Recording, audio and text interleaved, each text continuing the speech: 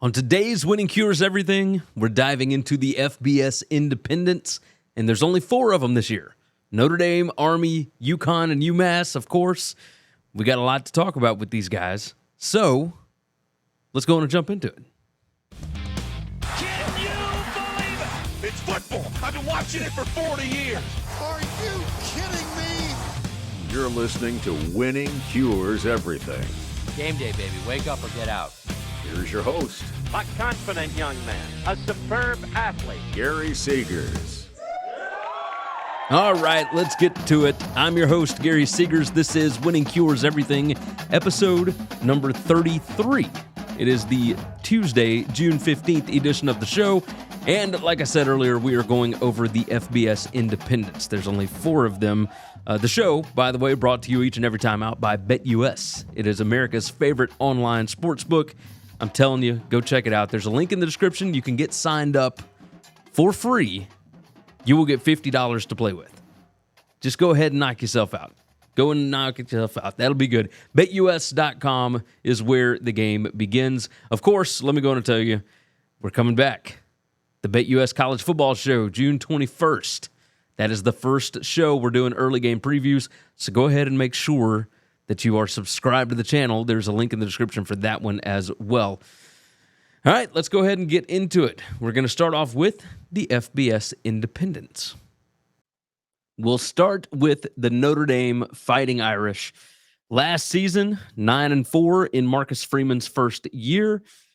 It didn't start out well. Remember, he lost his bowl game, lost the first 2 games. He was 0-3 as the head coach of Notre Dame in his first 3 games. But things quickly picked up after that. Let's go on and pull it up on your screen here so you can see what I'm looking at. 7.81 and 4.19 was their overall post-game win expectancy last season. So they were expected to win about 8 games, and they did. They won 8 games. They were 7-6 against the spread. This year, projected record 9.07 and 2.93. Now, okay, ignore that conference record that I've got up there. They were not 1-2 in their. They're not in a conference. You look at the overall numbers; they were not explosive on offense. They weren't great at stopping explosive plays on defense. But this team was incredibly efficient last season. Just good gracious. Number 65 in returning production. They're bringing back over 62%, and this is adjusted returning production. So they've got guys that are coming in that have experience, right? We'll talk about that on defense for sure here in just a minute. The offense, number 94 in adjusted returning production. So you lose guys like Buckner and Pine, who were all of your quarterback stuff, but then you replace them with Hartman. You're losing running back Logan Diggs. You lose tight end Michael Mayer. That's a lot of production. Just a lot of production right there. And then, of course, on defense, number 26. So you were expecting a really, really good defensive effort out of this bunch this year. Almost 73% adjusted returning production. Again, number 26 in the country. Let's start off with offense. You got Sam Hartman coming in from Wake Forest. He's going to replace Pine, who went to Arizona State, and Buckner, who went to Alabama. They were next to last in explosiveness. I just brought that up. The question that we've got this season with Sam Hartman coming in is, can the wide receivers, Thomas and Merriweather, who people have been raving about this spring, can those guys change that? Are they explosive enough? Can they get down the field to be able to do that? One of the issues that you might have is your new offensive coordinator is Gerard Parker, right? You tried to go out and get some big name guys, Andy Ludwig, etc., and you couldn't get it done, so you had to promote from within. And the connection here between Marcus Freeman and Parker is, of course, Parker was the Purdue interim head coach when Freeman was on staff back in 2016. So there is some connection there. But Parker was the OC at West Virginia in 2020 and 2021. They were number 85 in yards per play in 2020, and then they got worse, number 92 in 2021. So they were somewhat efficient, but not a great overall offense, which is why he was the tight ends coach at Notre Dame, right? He had the connection. Has he learned enough? Can he replace, or not replace? Can he learn from his mistakes in the past and be a better offensive coordinator? That is yet to be determined, but we shall see. They're returning both tackles and the center. They're losing both guards, so that sucks. But you do at least have talent at that position. You're losing your offensive line coach that had been there forever, so we'll see what the offensive line looks like. But we're still expecting a pretty strong OL. Then, of course, you've got the running back Audric Estime. If I pronounce it wrong, y'all forgive me. Just forgive me. The question here is, of course, who replaces the tight end, Michael Mayer? They kind of relied on that. Now, maybe if you're going to a different offensive scheme, you don't have to worry about that as much. I still expect them to lean on the running game this year. They were number 20 in rushing success last year, but only number 57 in passing success. Now, some of that had to do with the limitations of the quarterback. Maybe that's fixed with Hartman coming in. We shall see. We shall see. Moving over to the defense. Al Golden in his second season. Remember, he had not been in college football since 2016 before last season. So you got a year under your belt. The defense really picked up. You look at PPA per drive for the defense last season. They were number 32 there, but really good in the secondary. Number 7 in passing success. They weren't great at stopping the run. Number 70 in defensive rushing success allowed. You win 9 games when you're allowing teams to run that successfully against you. That's pretty awesome. Pretty awesome. Ohio State transfer Javonte Jean-Baptiste should help that defensive line quite a bit. The secondary and the linebacking cores are expected to be awesome. Like, you've got to limit the explosive plays. They were number 88 in that explosive play rate allowed. Overall defense was good. Like, they were pretty good. Again, number 32 PPA per drive. We expect that to improve. We expect the rush defense to improve this year. They were number 43 in third down conversions, third down conversion percentage for the defense. I expect them to be a little bit better this year. You got key players coming back, Jaden Taylor. You got the offensive tackles. Of course, I mentioned Alton Fisher. You got Sam Hartman coming in. The running back, you got cornerback Ben Morrison, linebacker J.D. Bertrand. You're losing Isaiah Foskey on the defensive line, along with Ademiola. I said that totally wrong, and I apologize, but regardless, you know who I'm talking about. And then you lose the cornerback, Bracey. I still think the secondary is going to be awesome this year. Just a guess. Their luck rank last year was number 74. They weren't the luckiest team. You look at that turnover margin, number 87 last year. That needs to improve. You can't beat yourself over and over. Let's talk about keys to the season here. Oh, they're projected favorites, by the way, in 10 games. The win total is sitting at 9 even. So you look at the schedule. I mean, it's pretty rough. It's pretty rough. You start out with a couple that you should win, and then you go to NC State. That's a tricky situation. But let's talk about the keys to the season here. Is the defense good enough if the offense doesn't click?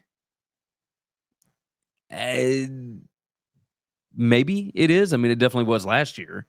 But I don't think you've got as many tools to be able to rely on if the quarterback isn't firing with those wide receivers, right? You don't have as much depth as you did. Does Sam Hartman fix your turnover issue? Maybe.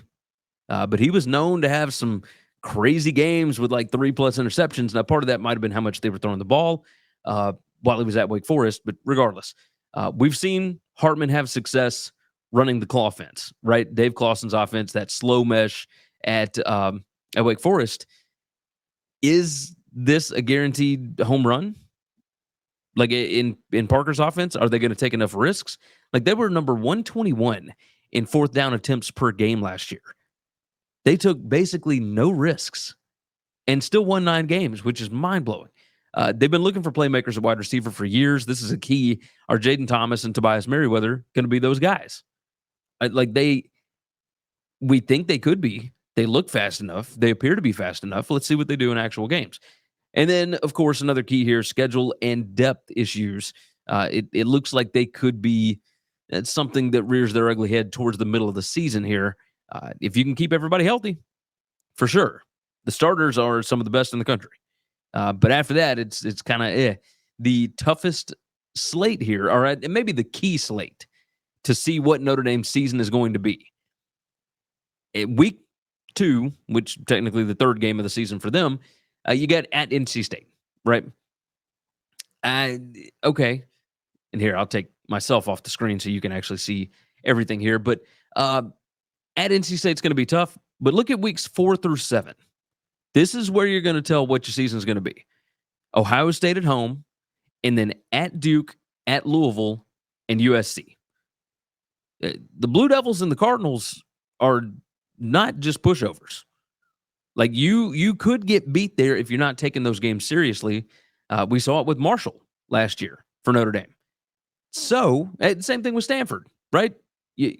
Somehow this team lost at home to Stanford, but blew out Clemson by 3 touchdowns. I don't get it, but either way. The ceiling for this team, I've got a loss to Clemson. I've got a loss to USC. I've got a loss to Ohio State. I've got a loss to NC State. Now, those losses can be anywhere on the schedule at this point. I believe that this team goes under, and it's juiced to the under, -130 over at BetUS right now. I've got them at 8-4. The ceiling for this team, I think, is 11-1. But the floor, I think, is probably 7-5. I still think there's enough talent that even if you lose the 4 that I said they do, you could lose one more in there somewhere, whether it's Pitt, Duke, Louisville, whatever. You could certainly see that happening. And then from there, I mean, we'll just have to see what happens. But yes, I've got 8-4 for Notre Dame in year 2 of the Marcus Freeman era. Maybe they make another another offensive coordinator change after this. We'll have to see. We will certainly have to see. But I do like the team. I like the direction they're going, especially recruiting. I just don't know that they're going to be great this season. Next up, we got the Army Black Knights. Of course, Jeff Monken heading into his 10th season. This one might be a little more difficult. Let's bring it up on the screen, show you what we're looking at. They went 6-6 last season. Their postgame win expectancy, though, was 7.15 and 4.85. If you remember at the beginning of last season, they were kind of throwing the ball all over the yard, and it eventually switched back to what they know best, their bread and butter, right? Rushing success last year was number 29. Their PPA per drive on offense, predicted points added per drive on offense, was number 27. Not bad. What was bad was the defense. Number 86 PPA per drive. They were number 118 in rushing and passing success allowed.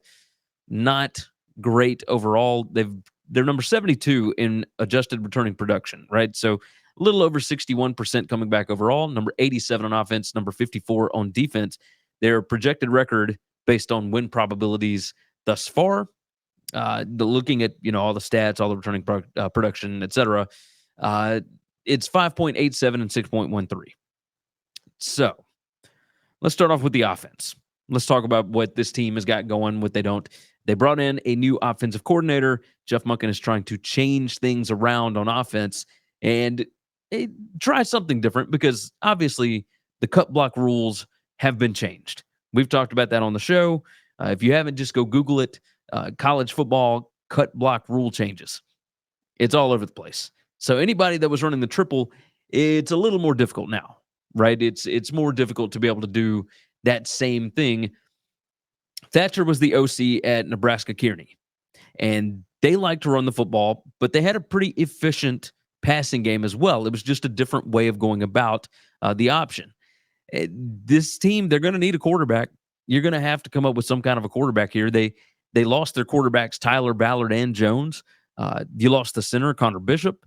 You lost on defense, your defensive back, Bruton, the defensive lineman, Bonsu, and, of course, your outside linebacker, Andre Carter, the second. So, kind of an issue. Again, returning production is not bad, number 72, especially for a service academy.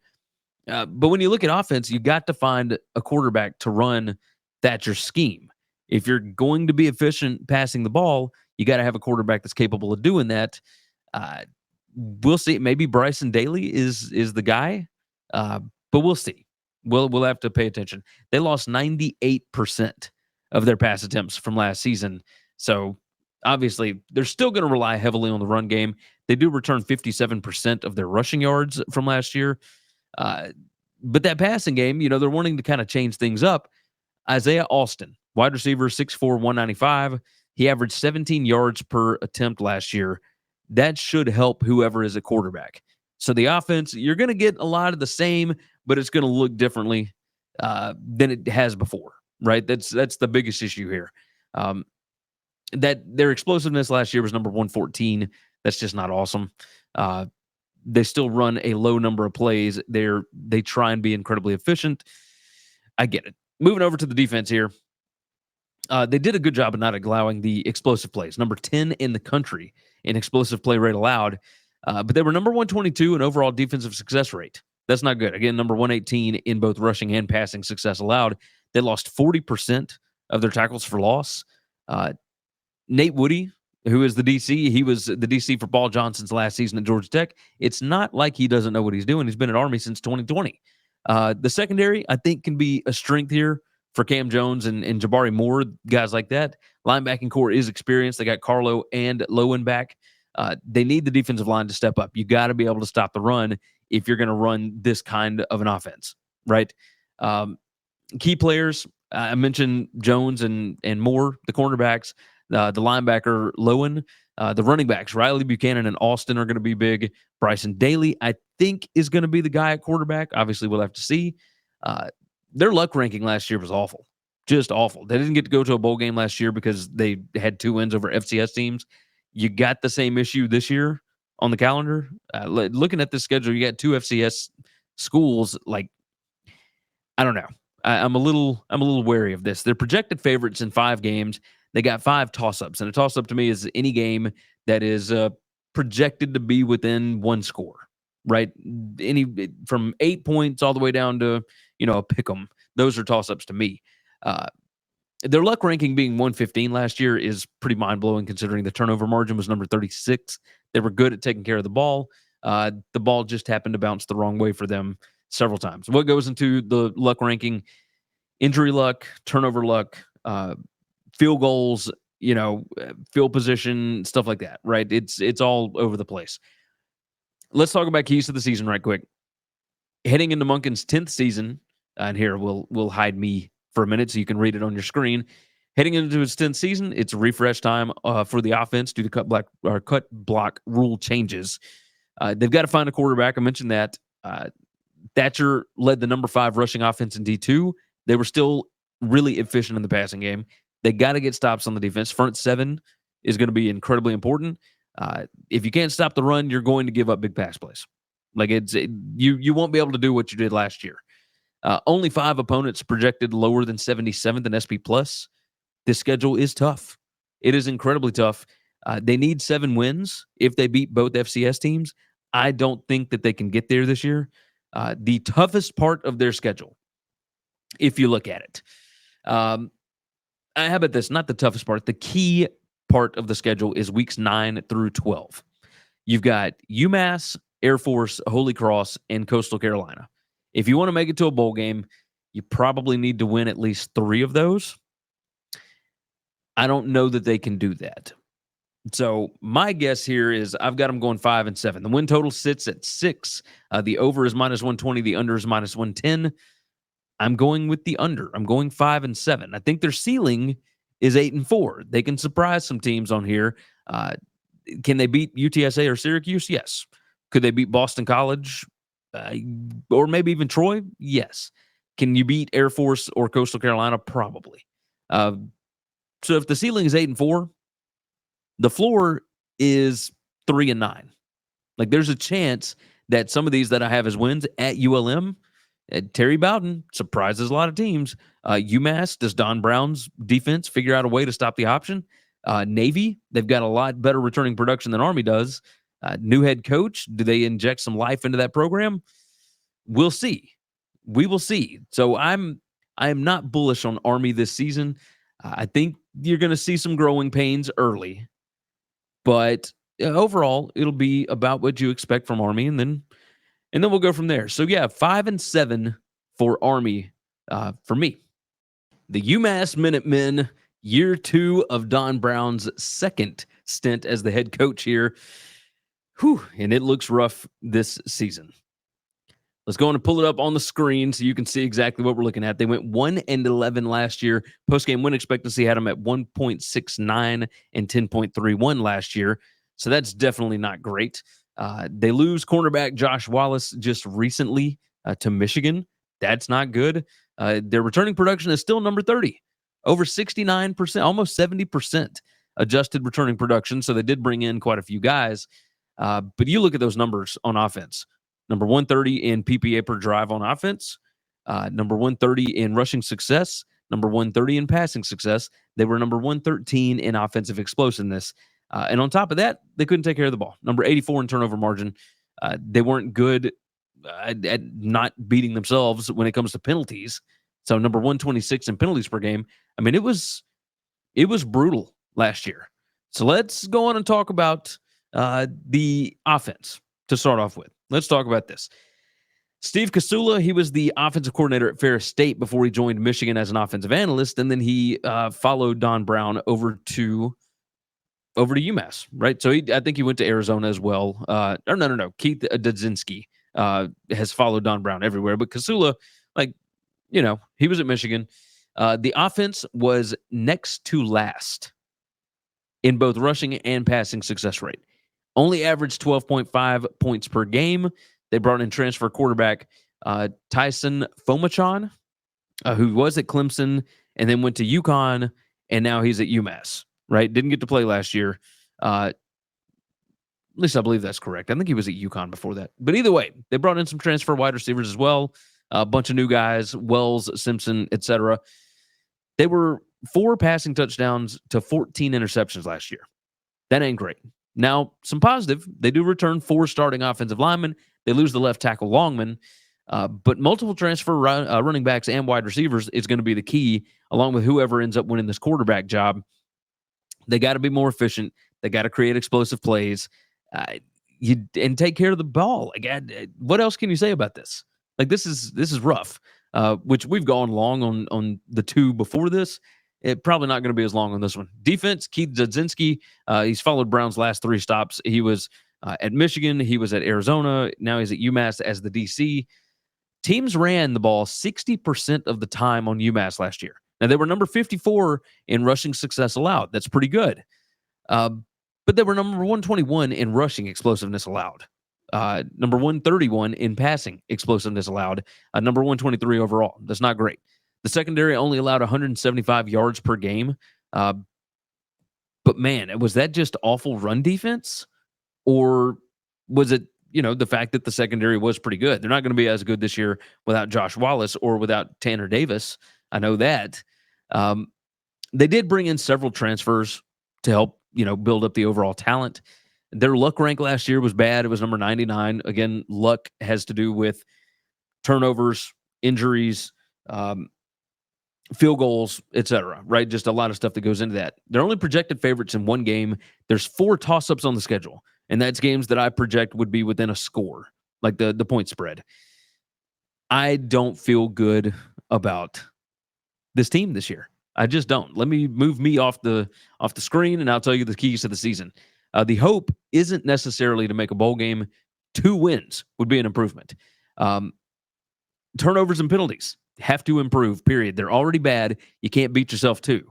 The other question here, who wins the quarterback job? And can they improve the offense at all? Overall talent was upgraded through the portal. On defense, you got to be better against the run. Otherwise, there is 0 chance for this team to do anything. They've got 3 transfer defensive linemen, 2 linebackers. That adjusted returning production at number 30 is pretty good. However, their win total sits at 1.5. It is juiced to the over at minus 180. It is plus 150 on the under. I'm going to roll with the under. I feel so much better about these toss-up games, right? At New Mexico State, New Mexico, toss in Arkansas State, UConn, Liberty, Army, Penn State. I mean, this schedule is ridiculous. So I think they can get the win over Merrimack in November, but I have very little faith in anything else besides that.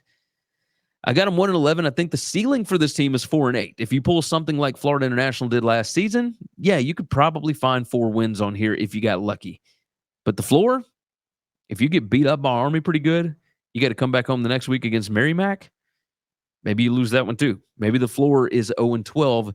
I've got them 1-11, so I'm going to take the under at plus 150 over at BetUS. Not a great second season incoming for Don Brown, I don't think. But I do think UMass is headed in the right direction. I just think this roster was down so bad, it's going to take a while. And finally, the UConn Huskies, the last one that we'll be going over today. Jim Morris, second season, and he pulled a rabbit out of his hat last year. That's for sure. Went 6-6 last year. I'm curious about, 6-7, lost the bowl game. Let's go on and bring it up on your screen so you can see what I'm looking at. Their post-game win expectancy last year, 6.29 and 5.71. It wasn't fluky. They played well in those games that they had to win. They do lose some guys, but they're number 10 in the country in returning production. Over 76% adjusted returning production. Offense is number 19. Defense is number 15. Their projected record is not great. I will say that. 4.73 and 7.27 based on the schedule that they've got. I mean, these road games are pretty difficult, but they've got a lot at home. That's the crazy part about this. You've got at Georgia State. You got at Rice. You've got at Boston College, at Tennessee, at James Madison. And the rest are at home. You got NC State coming in. You got Utah State coming in. You got South Florida coming in. So you got Duke coming in as well. I don't feel great about the chances there, obviously, but regardless. Let's start out on offense. Last year, number 97 PPA per drive, so they weren't the most efficient, but they did find some explosive plays here and there. It was what it was, right? Rushing success, number 68. They could not pass the ball. Part of that had to do with the fact that their quarterback got hurt. So that's not good. But either way, the passing game was a disaster. They lost Roberson early. They did bring in 3 transfer wide receivers, so maybe that'll help. Nick Charleston, by the way, the offensive coordinator, he was formerly the OC and then the head coach at Maine, and he left the head coaching position in FCS to come be the offensive coordinator for Jim Morris. So something to pay attention to there. They've got 4 starting offensive linemen back. They're likely going to they're likely going to lean on the running game again with their running backs, Rosa and Houston, back. That's what you need to know.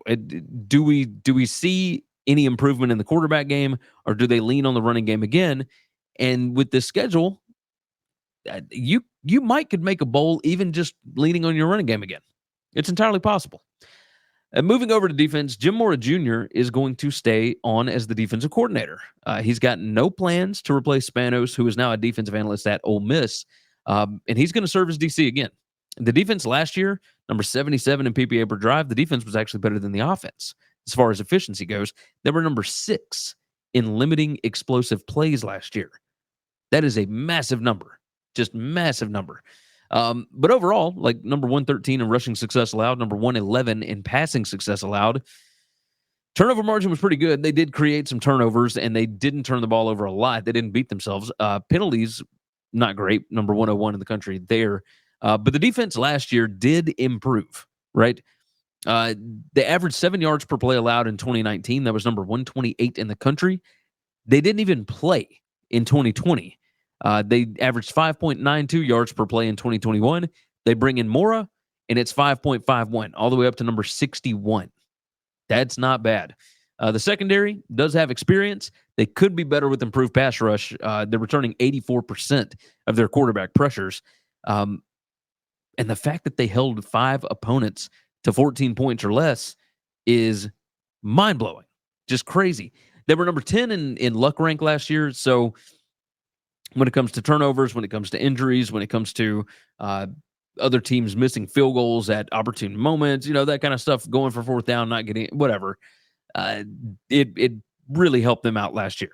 So again, I don't think the record was fluky, but there may have been some luck involved, as there is with every team when it comes to winning ball games, right? They're projected favorites in 4 games. I've got 6 toss-ups. Toss-ups, again, are games where the projected point spread is within 1 score. Keys to the season. The record wasn't fluky, but the schedule is tough this season. They're going to need to get a lot of wins at home. I just brought that up with the schedule. They're going to need to get those wins at home. They brought in transfer wide receivers to shore up the wide receiver core. They need more explosiveness and more consistency. Guys that can catch the ball, along with quarterbacks that can actually get it to them. We need accuracy here for that passing offense. They got to fix their penalties, bottom line. Like, they were number 101. I brought that up, but gracious. You can't rely on the ball to bounce your way all the time. You got to improve that efficiency, both on offense and defense. Don't beat yourself. Just don't beat yourself. That's easy enough. Take me off the screen here for just a minute so that you can actually read this if you want to. I just talked about all that, but regardless, the record prediction. Looking at the schedule, the key portion of the schedule is weeks 5 through 9. I have them winning 3 of those games. There is a bye week in the middle there, but I have them winning 3 of those games. I have a record of 6-6, so I've got them going over the win total of 5, and to go over is plus 120. To go under is minus 150, so heavily juiced to the under. They expect it to go under, and I showed you that projected record, 4.73. But I've got faith in them, maybe being able to eke out a win against USF, win on the road against Rice, Utah State. I don't have a lot of faith in this year. I think they can get some of these wins. I trust Jim Mora quite a bit here. So the record prediction for me is 6-6. Their ceiling, you get that passing game going a little bit, maybe you can beat Boston College. Maybe you can win on the road at Georgia State, right? It puts you at 8-4 for a ceiling.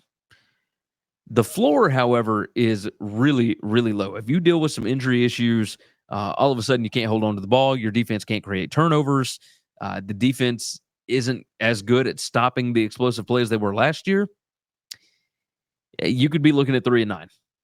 That's the way that I would look at this. I think that they can make a bowl game again, but this is a tough schedule for UConn. I don't have a ton of faith, but I got some.